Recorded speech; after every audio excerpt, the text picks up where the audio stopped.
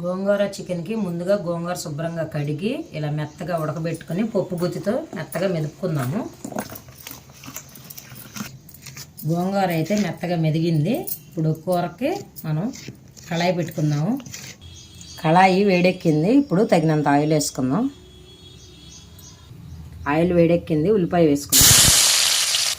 కొంచెం పసుపు, ముందుగా పసుపు ఉప్పు వేసుకుని శుభ్రంగా కడుక్కున్న చికెన్ కూడా ఇప్పుడు వేసుకున్నాం. బోన్తో తీసుకుంటే బాగుంటుంది ఈ గోంగూర చికెన్కి.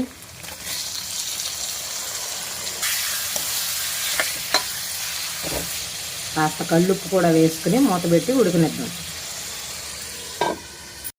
అల్లం వెల్లుల్లిపాయ అప్పటికప్పుడు రోట్లో దంచుకుని వేసుకుంటే బాగుంటుంది. దంచుకుందాం. అల్లం వెల్లిపాయ పేస్ట్ రెడీ అయింది. చికెన్ కూడా మెత్తగా ఉడికింది. వేసుకుందాం కూరలో. ఇంకా అల్లం వెల్లిపాయ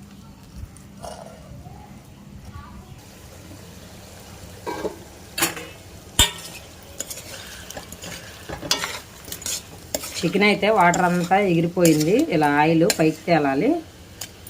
చికెన్ ముక్క చూద్దాము. మెత్తగా ఉడికింది. ఇలా చికెన్ మెత్తగా ఉడికిన తర్వాత కొంచెం అల్లం వెల్లిపాయ పేస్ట్ వేసుకుందాము.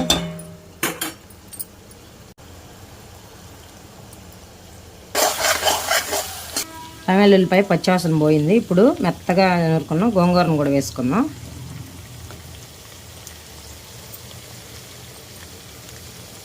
గోంగూర ఇదంతా ఒకసారి కలుపుకొని కావాల్సిన మసాలాలు కారం అన్నీ వేసుకున్నాము.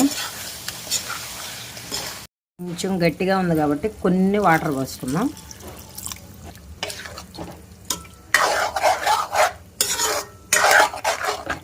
ఇప్పుడు తగినంత కారం వేసుకుందాం.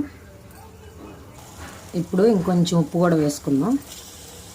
ఒకసారి అన్నీ కలుపుకుందాం.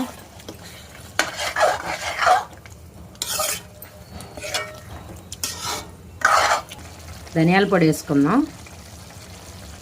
చెక్క, లవంగ, యాలుక్కాయ ఈ మూడు కూడా దంచుకుని వేసుకుందాం. ఒకసారి అంతా కదుపుకొని ఒక 5 నిమిషాల్లో మగ్గనిద్దాము. ఆయిల్ పైకి వస్తే మన గోంగూర చికెన్ అయితే రెడీ అయిపోతుంది.